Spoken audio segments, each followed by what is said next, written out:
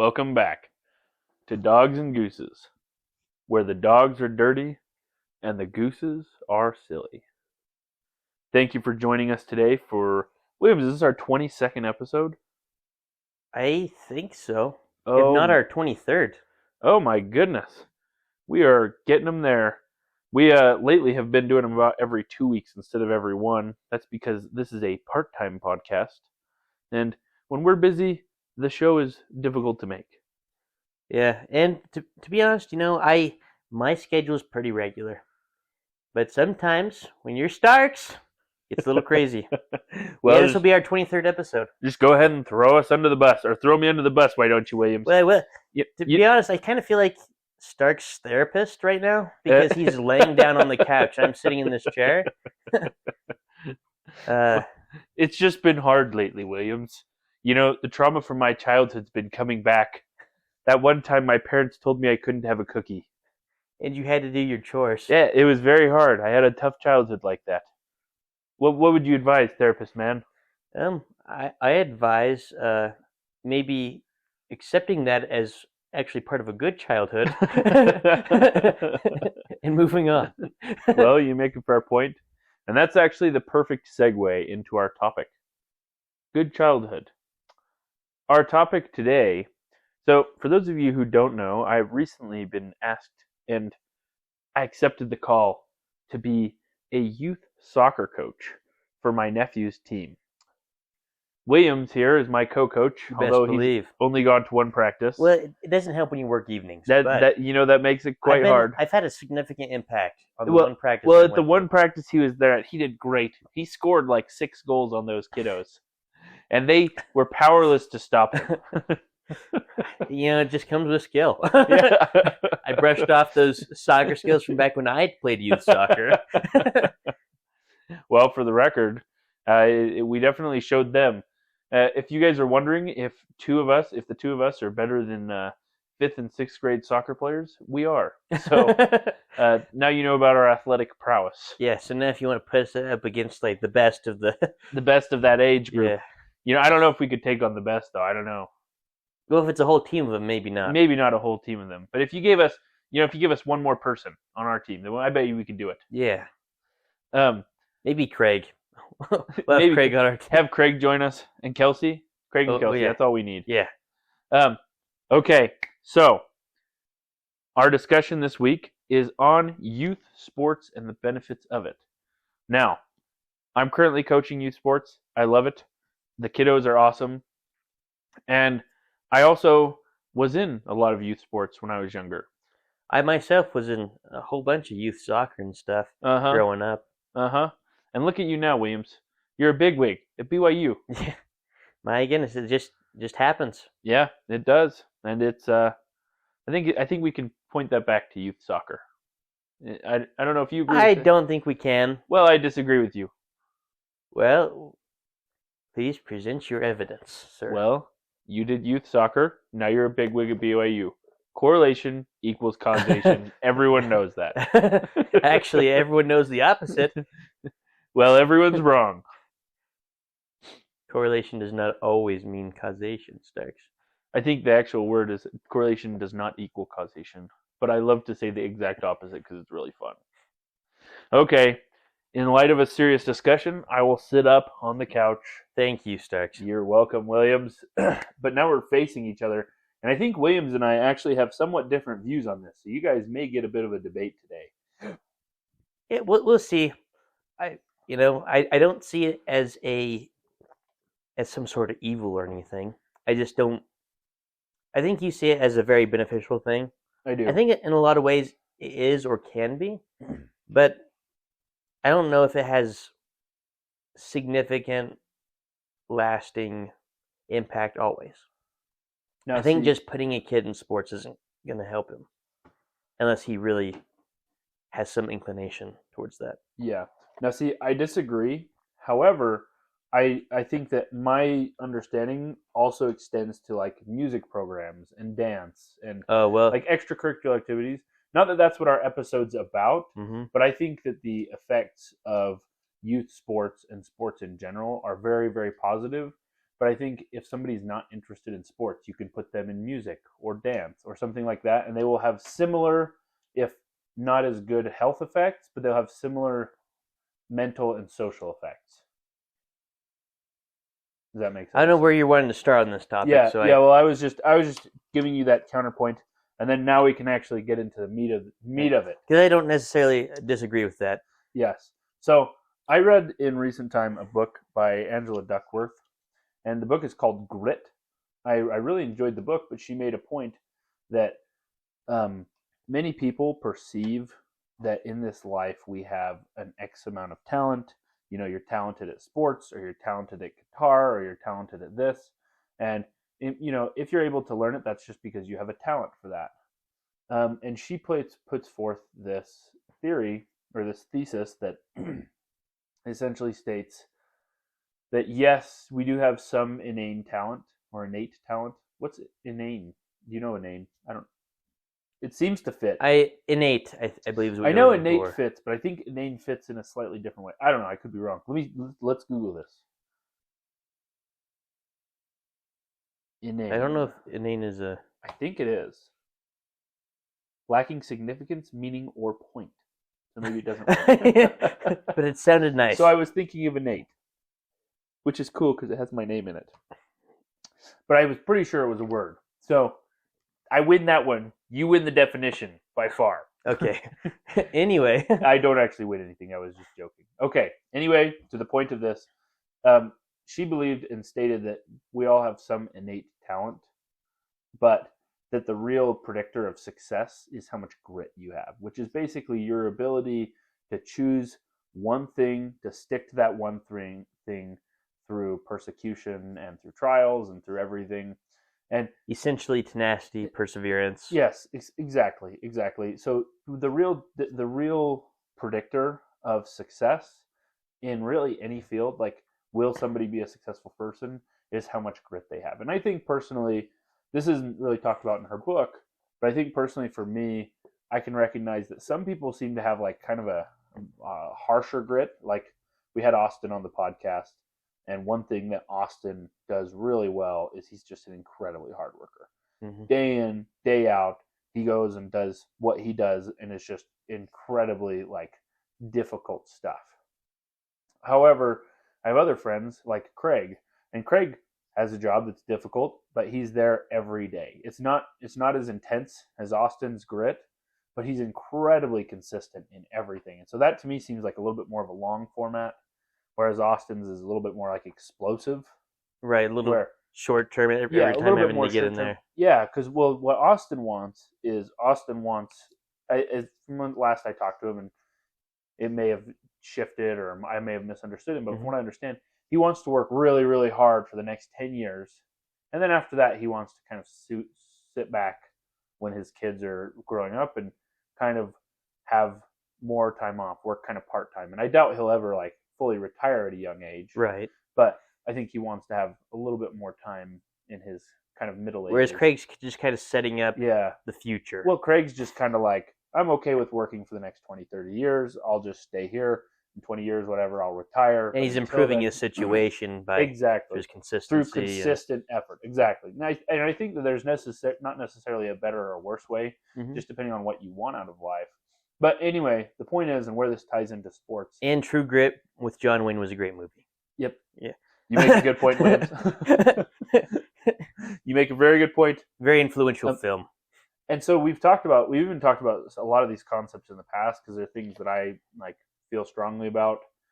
But I think where this ties into sports is if you have a child or if you yourself are like, how do I develop grit? But in this case, we're going to focus on children because the topic and the main point is youth sports. And you say, how do I help them develop grit? I personally believe that youth sports, followed by, later on just being interested in sports, is one of the best ways to do that. Okay. Do you have any counter thoughts or anything? I see a lot of benefit in youth sports. I actually really do. I know we've talked about this before, but I was a substitute teacher for a little while. I didn't do it a ton, but I did it a few times. Uh-huh. Before I got this job at BYU and things. It kind of took me away from a lot of that.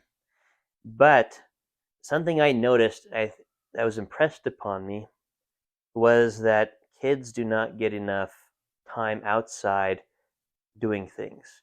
Yeah. School kind of locks them up, and Yeah. the recess is just so small and kind Yeah. of insignificant compared to the amount of the rest of the day that they have to sit still in class. It's Yeah. just so difficult because they got all this pent up energy. They just need to expend it somewhere. And Yeah. I think youth sports is a great way to use a lot of that energy Yeah. and to get them out running around. It builds some of their teamwork. Yeah. They get to know some of their peers in youth. It's good for the It's social a yeah, aspect. great for social aspect. They get to know other kids. A lot of those things. However, I think also some of those things can just be accomplished through other means.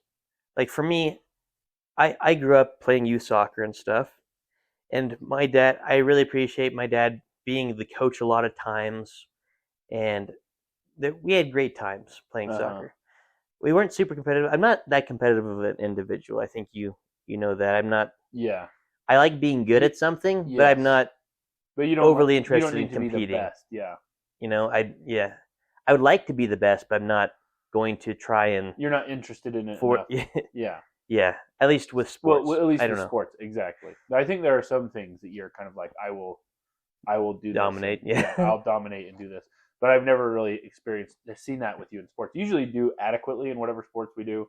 You got into pickleball for a minute there, but then you're kind of fading with it now.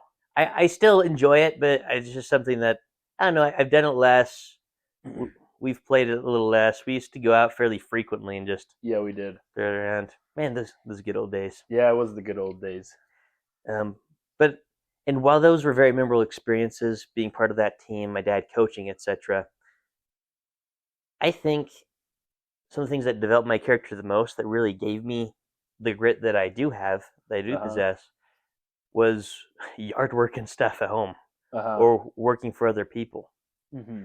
Um, I'll never forget we we were replacing the rocks in our yard because we had little rock islands, with a couple of trees in them or whatever, and they kind of started to look shoddy. We had some lava rock in there, and we wanted to replace it with river rock because it looked a lot nicer. Um, and so we had to get rid of all the red lava rock and put in all this river rock. And I remember that being kind of, I don't know if it was the entire summer, but it was a good chunk of it. Just taking all the red rock, taking it to the dump, lava rock, and then we got a load of river rock dumped in our driveway, and we just loaded up in wheelbarrows and put it back where we took all the lava rock out of. It was quite the ordeal, and I remember like whenever I did these projects or worked with my, and another one was when I re-roofed our shed with my dad. Uh huh. It was something that I was able to develop a deeper, more meaningful relationship with my father. I feel like Uh huh. I had to do something quite difficult, physically demanding, uh, and kind of demanding of the spirit too, in the sense that it's a long term project. Yeah. You can't just get it done like that and it's over. Um, but you have to stick with it, and then you can see all these wonderful results in the end, Yeah. and you feel like you've actually accomplished something real and tangible. Yeah. And I agree with you. I think that's very valuable. And so when I say this, it's not to say that sports is the only place where you can develop discipline or grit or where you can learn these life lessons that are, if you put forth effort, that you will achieve meaning or receive meaningful results. It's more to say that I think it's a very healthy and fun place to do it. It can And be. it would be a more of, in my mind, it would need to be coupled with this sort of home uh, in an ideal world, it would be coupled with the home teaching of those skills, where at home with your parents, you know, they have you help with projects and they have you help with house maintenance and moving the lava rock out and bringing in the river rock and all that different stuff. I think all of those things can play a huge and important role in this process. But kind of in pertaining to our topic, One of the articles that I read in studying for this, uh, it's called Trang's Report Revised, and I found it on Google Scholar. It's called what? Trang's Report Trangs? Revised. Is that a Trang. guy? Yeah, I think it's a name. I Okay. think it's a name. So it's like their report, but and then it has revised because they must have changed something after it was released. Mm-hmm. But basically, he states that based off of the duration, type, and the engagement level of the person, that will determine from the sports four separate things in varying degrees. One is belonging, especially in team sports, having that team mentality. You know, with AJ, my brother, who was on here recently, and you're Mm-hmm. familiar with AJ. Something that I hear AJ talk about a lot with wrestling was the team, the brotherhood. And I'll be honest, there have been times when I've missed that from football too. You Mm-hmm. have those guys you see every day, and you go through hard things with them every day. And even though a lot of them may not be the type of people you hang out with, on a regular basis, they're your teammates. They're your people who you struggled with. They were there on that practice 10 years ago, and you played through the rain, and everybody was freezing cold. You know, Mm-hmm. so belonging is one of the possible benefits. Mastery, the mastery of anything, um, has a lot of benefits. One is that is just the self confidence that comes with that, and I think it's going to talk about this. I guess it doesn't quite reference that specifically, but kind of that mastery of any particular skill. First off, I think also improves the likelihood of mastery of other skills. I mean, depending Mm-hmm. on how much of a master you are, if you're an NFL player and you're a master of football, the likelihood of you being able to also be a master musician is fairly low because you can only reach that level of master. I mean, in the same time period. If Correct. after Yeah. your NFL career, perhaps. And I think you see actually a commonality where a lot of people that are very, very good at one thing oftentimes are very, very good at another thing as well. Just because they got that discipline and they're able Yes, to do other yes. things. So they've developed that discipline and that work ethic. The next thing, this one is independence, which I'm going to interpret as a general feeling of competency, where like you feel like I can do this, I can do that, I can, and I see that kind of with some of my kiddos on my team. Some of them you can tell are like, oh, I've got this. I'm going to score this goal. This is so easy. These guys aren't even good. And then others of them are kind of developing that same mentality where you see them be like, oh, there's three defenders. I don't think I can do it. Like they're going to get me. And then the last one, and I think this one is kind of interesting in relation to sports, is it says generosity. And I think that's one that we don't talk about very often, but that kind of is, I think, also goes along with the team sport aspect. And not all players develop that. Some players develop, I think, kind of an incredible selfishness where they enjoy being the spotlight. They enjoy being the player who's just the best and who has these insane Mm-hmm. moves and all this stuff. Well, those are the ones that get picked for actual big name teams and Well, depending. tend to move up the ladder. Well, I actually don't agree with you. I think those are the ones that generally become the most famous. And even they can be team players because sometimes you need a flash player to draw the other team's attention. Somebody who's ridiculously skilled, if a bit selfish at times, but you also need your role players. And basketball is a great example of this because you have people, and it's a great example, but I'm not also your main, like basketball is not my main thing, but I know you have like Steph Curry. He would be one of your flash players. He's a player that is so good at what he does that you have to watch him every time. But if you have a flash player who is smart and who's a team player, then he will flash and he will make the defense be like, oh my gosh, we need to double team this guy. And then as soon as they double team him, You'll pass it. he'll pass it to the role players. And role players are very important too because they create opportunities for flash players. And then they pick up the pieces when the flash players start getting shut down. So teams that you see do really well against kind of mediocre to goodish teams generally have a flash player. But a lot of times, if they face an actual team that uses teamwork, then they get crushed. Like in my personal experience, and this applies to football too. In football, you can have a phenomenal quarterback, but if you have a bad O line is like the definition of a role player. They get very little recognition for what they do. Their their position and job is incredibly important, but they almost are never recognized for a great run block or for protecting their QB all season long. Whereas the QBs, if they're flash players, they they are like, everybody knows who Patrick Mahomes is at this point. Everybody knows who Tom Brady is. Nobody knows who their linemen are, right? Mm-hmm.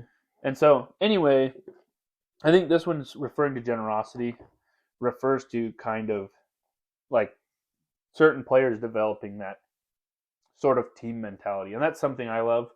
Maybe because I consider myself more of a role player in many instances.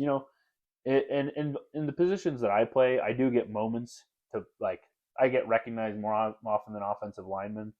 But still, I mean, defensive lineman is not a coveted or a flashy position, generally speaking. There are a couple of them like out there, but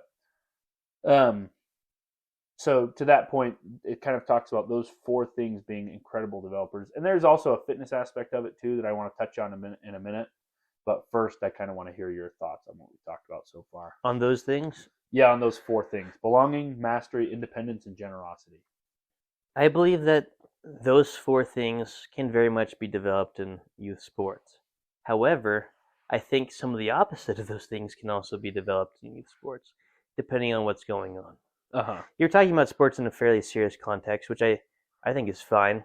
But I think especially when it comes to youth sports, it is great to win. I would encourage them to win.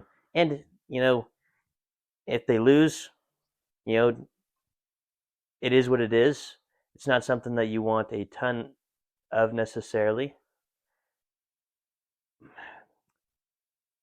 I've seen a lot of different things go on in some youth sports that I'm not a huge fan of. There's a coach that we both know of who coaches youth soccer, who takes it very competitively, and he almost plays it a little dirty. Yeah.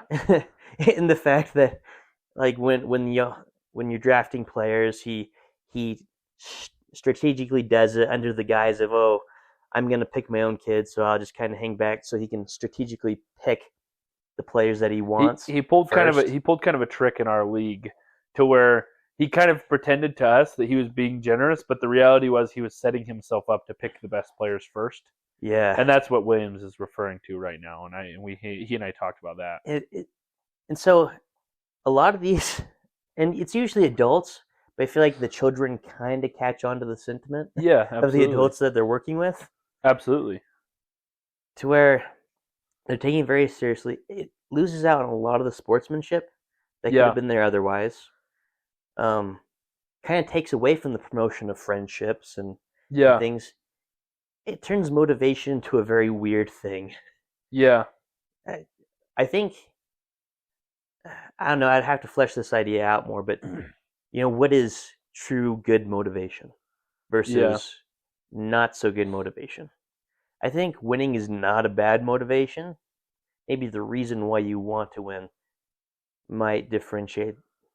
Well, this goes into kind of, we've talked about this before, but this goes into a number of things because some people believe, or they kind of hinge their self-esteem on winning. Correct. Oh, and can I throw one more thing go ahead. The whole mix? Go ahead. Another thing is, on the terms of sportsmanship, and I was like, it doesn't always promote good sportsmanship. I once went to, I think it may have been a high school football game or something, and somebody had gotten tackled from the other team and like actually injured. And the crowd cheered. Really? Yeah. Yeah, that's not a good thing. I won't say where that took place because half of me doesn't remember anyway, but I think it was this particular place, but I don't want to malign them. Because it was actually a decent community, but these things can happen. And it really isn't great. I completely agree. So, in my mind, what the examples you're giving are examples of programs or people who run it poorly. Correct. Because I think, I had this discussion with a friend of mine once where they said, well, like, this is a great theory, but it's been done this way. And I'm like, well, yeah, but that means they did it wrong. That doesn't mean that it's the problem with the program itself. The program itself is. It means that in that instance they promoted competition and winning over developing the things that youth sports are supposed to promote.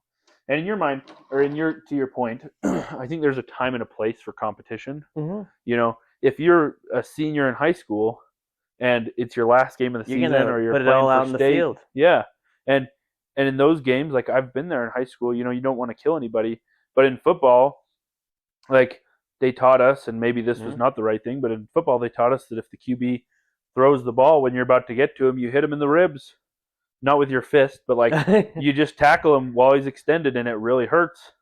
And I think that level, like you don't try. They didn't teach us to try and injure him, to be clear, but they Mm-hmm. taught us to try and make it so that he was thinking about you next time he was throwing the ball. And I personally think that at higher and higher levels of sports, there's higher and higher level of dedication, higher and higher, competitiveness, and higher consequences for those things. Mm-hmm. Now that doesn't mean really at no point should anybody try to intentionally injure somebody else. That's not really, I think, appropriate, even in the highest leagues, right? Now, Correct. in sports, and by the nature of sports, people do get injured, but it should not be intentional, right? Right. And so, to my kind of point on this, is there are levels to it. So if you're a senior in high school, it's your last season, maybe you went to state and you're about to win or lose state, you put it all on the line. You give everything you've got. You don't try and injure people, but you like if you need to hit them hard and to stop them from reaching that, you know, the first down marker or the touchdown line, whatever it is, then you do that. However, if you're in youth soccer, you know, and like I faced this just yesterday. We have a member on our team who's not quite as good as some of the other kids, and he requested to be a forward yesterday. And I was like, man, we're getting whooped. And I would love to get some points on the board. But also, you know, what the more important thing in youth soccer is not winning, it's giving the kids experience and an opportunity to develop skills that will then be more important at the next level. That will then be, and so on and so on and so on. So I put him in, even though he's one of my worst players, as a forward, even though I knew he wasn't going to score because he needed that experience. He requested it. And if he had already been a forward, then I would have said, hey, no, you already got the chance today, like this, that, and the other. But I realized he actually had not. And so at this level, development is more important than winning. And the problem that you're alluding to is when coaches, who they're the ones who should bear the responsibility of this. Kids, they are fine to seek winning all they want. But the coaches are the ones who are saying, no, I need you to develop, right? And it's their responsibility to prioritize development over winning at this age group. It's not always the coaches, though. I've the number of parents I've seen red carded at some soccer games has been kind of funny. Do they carry red cards at soccer games, at youth soccer games? The ones I've seen. That's hilarious. Usually, they sometimes will yellow card a kid or something. You know, if they kind of bump kid too hard with their arms or something like that. I think maybe I saw a kid red carded once, for just like swearing at another kid or something like that. Oh, really? But I've seen a couple parents at least get red carded because they were just going off. Well, some people are ridiculous, to be honest. And so I think, yes, it's good for the kids to do sports, but you can't be that invested. Well, I think it's important to recognize the importance. Like why are they there? If they're not there to win, we don't have a playoff season. Mm-hmm. And in 20 years, I don't remember how many games we won. I remember, that's not true. I remember one season. And I you know how I remember how many games we won? Because we scored one goal all season. And we won that game. And that was the only game we won out of all. Well, congratulations on that one start. Well, thank you. I didn't say it was me, but but it may have part been. Of the team. It may have been me who scored that one goal on that team. Just pointing that out. I'm just kidding. But it was... like that's the only season that I remember anything of, and even it's funny because I think we had other seasons where we probably won more than that, but that's the only season I remember, and it's just because we scored one goal all season. And so to me, I'm kind of like, it's the importance of youth sports is not to win, even in high school. And that's not to say that you don't try to win, and that's not to say. I mean, you've seen me try and create my depth charts for youth soccer. I've spent a couple hours trying to figure out what rotation, He's pretty dedicated as 'cause a youth soccer yeah, coach. I try and put my kids in their best place to succeed, and I try and give each of them a chance to play each position. So so that means that I create this rotation that's kind of very complex because I pair my strong players on defense with my weak players on defense, and my strong players on offense with my weak players on offense. And there's certain parts of the game where I have my best offensive players together, and then there's other parts of the game where I just have my best defensive players together. And so I kind of have a game strategy that kind of relies on that. But I also still believe in making sure the kids are fulfilled where they are. So if I put in my weak offensive players and they score a goal, great. But they're getting the chance to. That's the important thing to me. And if they don't score, and if it's just my strong offensive players that are scoring, that's okay. They're still developing those skills. They're still learning. They're all still getting the chance, Mm-hmm. So development is the key, and you can still try and win. That's okay. That's fine. Mm-hmm. And then the higher levels you get, the Encourage more them you to prioritize winning. Yeah. Yeah. And, in high school, like maybe it's to the point where you're really trying to win. And I think it varies by region too, because I know in Texas they take it pretty seriously, and like football tryouts there are like they're real tryouts. In Preston, when we had football tryouts, everybody got on the team. That was just how it was. Well, you only had so many kids trying out. Yeah, exactly. And we needed everybody. And so it's a walk-on team is what it was. And so at different levels there are different priority sets. At a certain point, and when you get to high school, you can start prioritizing winning for those kids because they want to win, and they are old enough that you can say, "Hey, you're doing crappy, kid. Like I need you to do better." And then if you're going to do that, if you're going to be that type of coach, you also need to be the type of coach that comes to them and says, "Hey, you played really well tonight, and I'm proud of you." And so there's things that are more important than the game, and it's when people forget that's when they really start to be bad coaches and when the effects are detrimental. Correct, but I will say that largely, by and large, I think a lot of people are doing it right. Uh-huh. They're playing it well. I'm just saying there will always be, and you can't, kind of like you said, it's inherent in the system. That's all these good things, but that is just certain people and stuff who make it wrong. Well, those those people I feel like are also kind of inherent to the system. Yeah. No, you're right. There's no way to get rid of them all. Well, another problem because if there was a plethora of coaches and you had a good manager who could pick and choose coaches for teams, then you might be able to eradicate that system. But the problem is there's not a plethora of coaches. You know why I'm coaching a youth soccer team? Because other people didn't have time. It's because there's nobody else. You know when the last time I played soccer was? It was when I was younger than the kids that I'm coaching now. And all the time, this is a story for you guys. It's really fun. I was telling my kid, it was like our first or second game.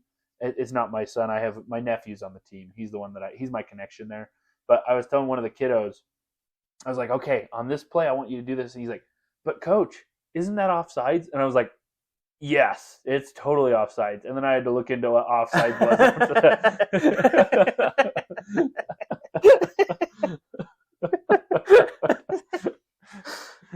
So I would say I think that's kind of a dumb rule. I think if you want to pass to the behind the defenders, I think you should be allowed to. Yeah, I agree, Williams. Especially because my team, we'd be cherry picking like mad. So I think also there's another thing. So as many of you know, I studied through NASM. I studied their personal trainer program, which is it's nothing insane. It's like a 3-month program. There's no, it's not a super special program, but it gives you a lot of the basics for what you need to know to create programs and do what you need to do.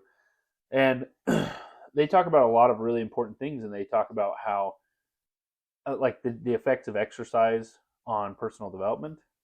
And one thing that they say is they actually have a section about kids, and they talked about how it's important for kids to exercise too. Now, most of the course is about running and weightlifting and just general health stuff and the benefits of it.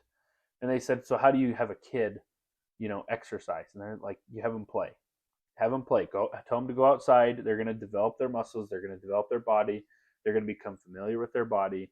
Those are all very, very important things for child development, for child confidence, for their ability to control their life, generally speaking. And so as adults, it's our job to create those opportunities for kids. And if you want to know my main goal as a coach, I want to develop each of the kids on my team to the point to where if they want to keep playing soccer, they can keep playing soccer at the next level. Because personally, for me, when I played football in high school, I also wanted to play basketball, but I never had the skill level. I never developed it, which is my own fault for not practicing more and doing all that stuff. But that was something that I never felt like I was good enough to play, and so I just felt like it wasn't in the cards for me. But in hindsight, I'm like, if I had just taken the time to practice, if I had just had, you know, a little bit more opportunity to develop those skills when I was kind of in that in between age where you're still kind of awkward, but you're starting to develop a little bit more. Um, let's see, what's the word for it?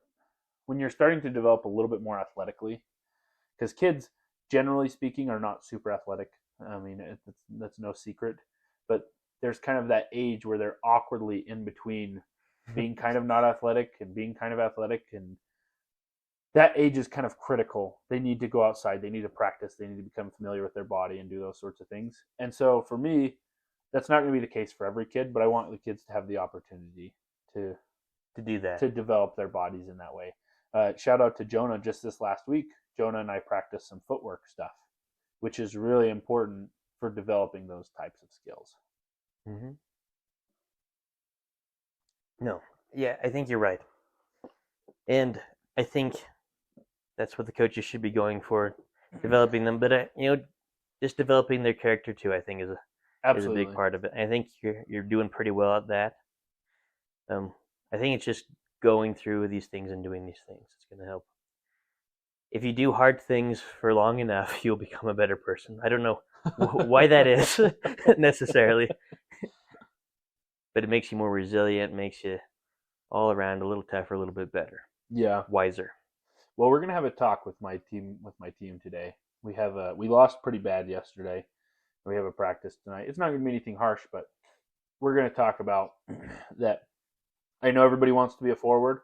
I know everybody wants to practice this, but if I've got you on defense, I need you to be on defense because we're a team. We're not our forwards. We're not our defense. We're not our goalie. We're a team. And so I need the team to act like a team and to play like a team.